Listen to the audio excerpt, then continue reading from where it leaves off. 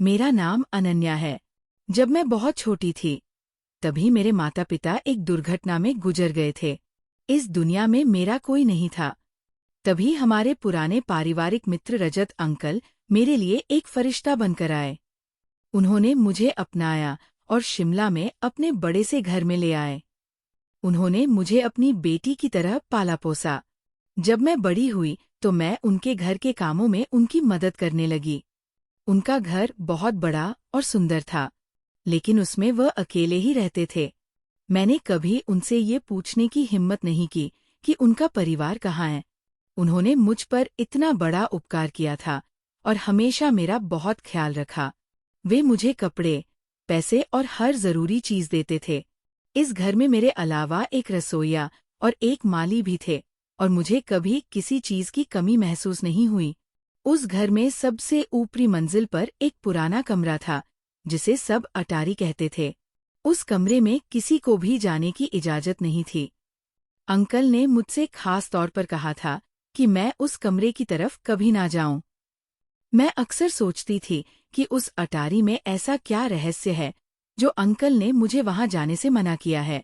एक बार मैंने उनसे ऊपर की मंजिल की सफाई करने की इजाजत मांगी, तो उन्होंने कहा ठीक है, तुम ऊपर की सफाई कर लो, लेकिन अटारी की तरफ बिल्कुल मत जाना।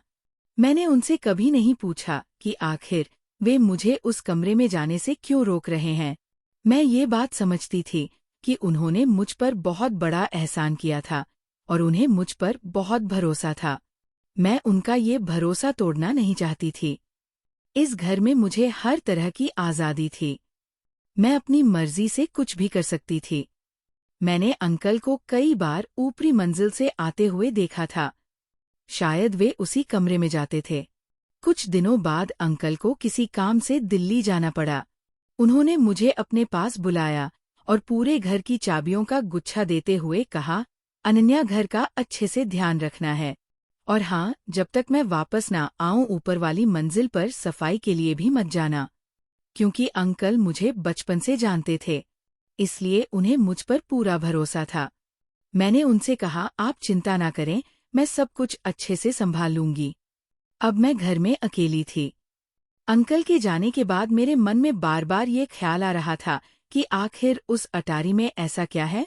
मेरे पास पूरे घर की चाबियां थी, जिसमें उस अटारी के दरवाजे की चाबी भी शामिल थी। मैंने सोचा कि शायद वहां अंकल की कुछ पुरानी यादें हो, जिन्हें वे किसी के साथ बांटना नहीं चाहते। हो सकता है कि वहां उनका कोई कीमती सामान हो। लेकिन फिर मैं ये सोचकर खुद को रोक लेती थी कि अगर अंकल को मेरी इस हरकत का पता चल गया तो उन्हें बहुत दुख होगा। वे तो मुझे इस घर से निकाल भी सकते हैं और उनके अलावा मेरा कोई सहारा नहीं था। इस विचार से मैं डर जाती थी। अंकल के जाने के एक हफ्ते बाद मैं सोच रही थी कि क्यों ना आज ऊपर की मंजिल की सफाई कर लूं। इससे मेरा समय भी कट जाएगा। जब मैं ऊपर सफाई करने गई तो मेरी नज़र फिर से उस बंद दरवाजे पर पड़ी।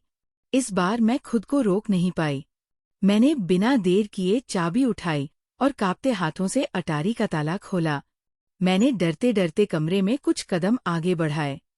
जो कुछ मैंने वहां देखा, उसे देखकर मेरे पैरों तले जमीन खिसक गई। अब मुझे कभी भी ये अंदाजा नहीं था कि उस कमरे में ऐसा कुछ हो सकता है। मैं जल्दी से दरवाजा बंद करके भागते हुए नीचे आ गई। मेरा दिल जोर जोर से धड़क रहा था और मेरा पूरा शरीर कांप रहा था। मुझे यकीन ही नहीं हो रहा था कि कमरे में ऐसा कुछ होगा। मैं हमेशा यही सोचती थी कि वहां अंकल की कुछ पुरानी यादें होंगी, लेकिन जो मैंने वहां देखा वह तो मेरी कल्पना से भी परे था। मैं घर में अकेली थी और कुछ देर तक सोफे पर बैठकर ये समझने की कोशिश करती रही कि आखिर मैंने क्या देखा।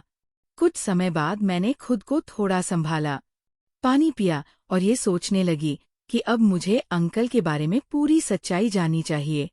आखिर वो कौन है और उनका अतीत क्या है। मैंने मन ही मन ठान लिया कि अंकल के कमरे में जाकर वहां कुछ ऐसा ढूंढने की कोशिश करूंगी जो इस रहस्य से पर्दा उठा सके। मैं धीरे धीरे उनके कमरे में गई और हर चीज की तलाशी लेने लगी। सौभाग्य से उनकी किसी भी दराज में ताला नहीं लगा था। शायद इसलिए क्योंकि अंकल को मुझ पर अटूट विश्वास था। आज मैंने उनका भरोसा तोड़ दिया था और मुझे इसका अफसोस भी था। फिर भी मैं ये जानने के लिए बेचैन थी कि जो मैंने ऊपर देखा उसका असली मतलब क्या है। तलाशी के दौरान मुझे उनकी अलमारी में एक पुराना संदूक मिला। उसमें कुछ पुरानी तस्वीरें और एक डायरी थी। मैंने वो डायरी खोली और पढ़ना शुरू किया।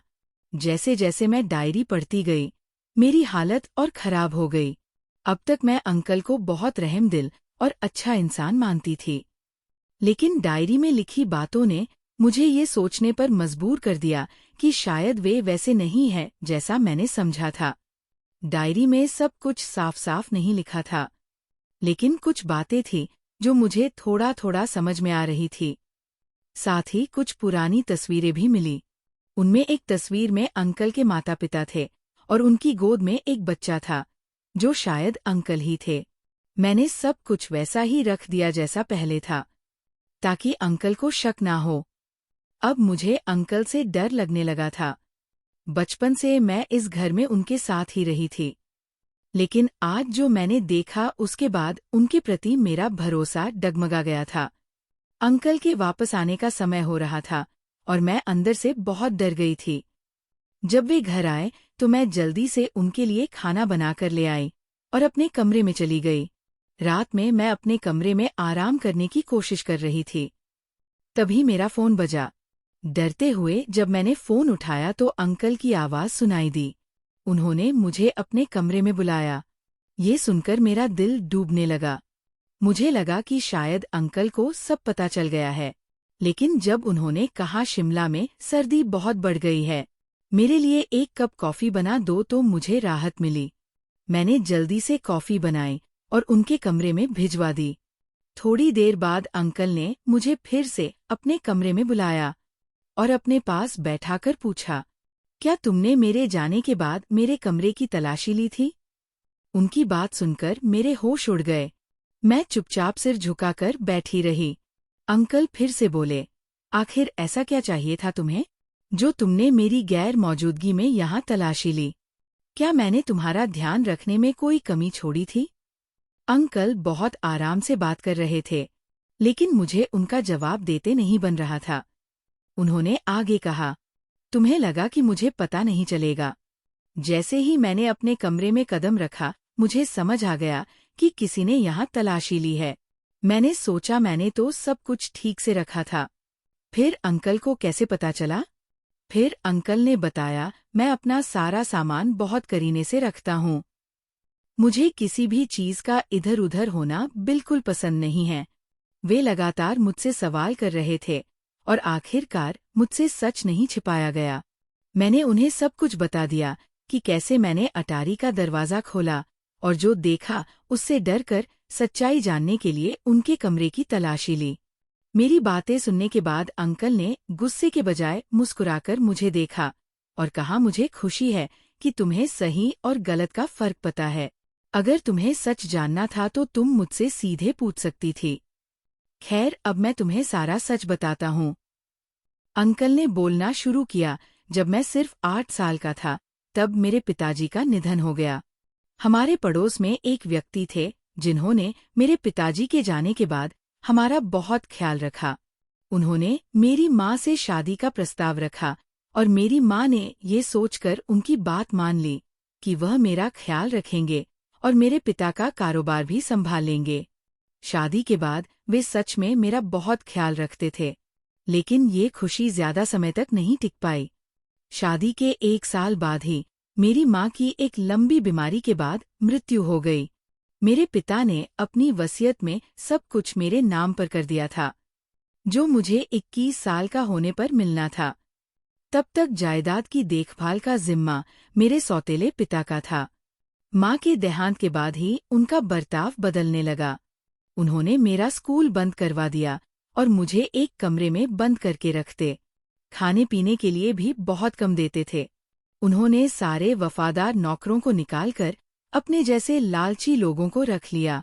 एक दिन जब मैंने भागने की कोशिश की तो उन्होंने मुझे रस्सियों से बांध कर रखा। एक दिन नशे में उन्होंने मुझे बताया कि मेरी माँ की मौत स्वाभाविक नहीं थी बल्कि उन्होंने ही माँ को धीरे धीरे जहर दिया था ताकि वे सारी संपत्ति हड़प सके। उन्हें नहीं पता था कि सब कुछ मेरे नाम पर है। जब उन्हें ये पता चला तो उन्होंने मुझे जिंदा रखने का फैसला किया, क्योंकि मेरे मरने पर संपत्ति एक ट्रस्ट के पास चली जाती। वे मुझे मानसिक रूप से कमजोर करना चाहते थे। कई साल तक मैंने ऐसा ही जीवन बिताया। एक दिन एक नया नौकर मुझे खाना देने आया। मैंने उसे अपनी कहानी बताई और उसे मेरे हालात पर बहुत तरस आया। उसने मेरी मदद करने का वादा किया। एक दिन जब मेरे सौतेले पिता शहर से बाहर गए हुए थे, उस नौकर की मदद से मैं वहां से भागने में सफल हो गया। वहां मुझे अपने गांव ले गया। जब मैं 21 साल का हुआ तो अपने पिता के वकील से मिला। उन्होंने संपत्ति वापस पाने में मेरी मदद की। जब मेरे सौतेले पिता को ये पता चला तो उन्होंने माफी मांगने का नाटक किया। मैंने सबके सामने उन्हें माफ कर दिया और अपने घर लौट आया। परंतु मेरे दिल से उनके प्रति नफरत खत्म नहीं हुई थी। मेरे पास उनके बुरे कामों का कोई ठोस सबूत नहीं था। इसलिए मैंने फैसला किया कि मैं उन्हें उनकी गलतियों का एहसास कराऊंगा। मैंने उन्हें उसी अटारी में बंद कर दिया ताकि वे अपनी गलतियों पर विचार कर सकें, ठीक वैसे ही जैसे उन्होंने मुझे बचपन में कैद रखा था। दोस्तों, मुझे उम्मीद है कि आपको मेरी ये कहानी पसंद आई होगी। अगर कहानी अच्छी लगी हो तो वीडियो को लाइक करें, चैनल को सब्सक्राइब करें और नोटिफिकेशन बेल दबाएं ताकि अगली कहानी का अपडेट सबसे पहले आपको मिले।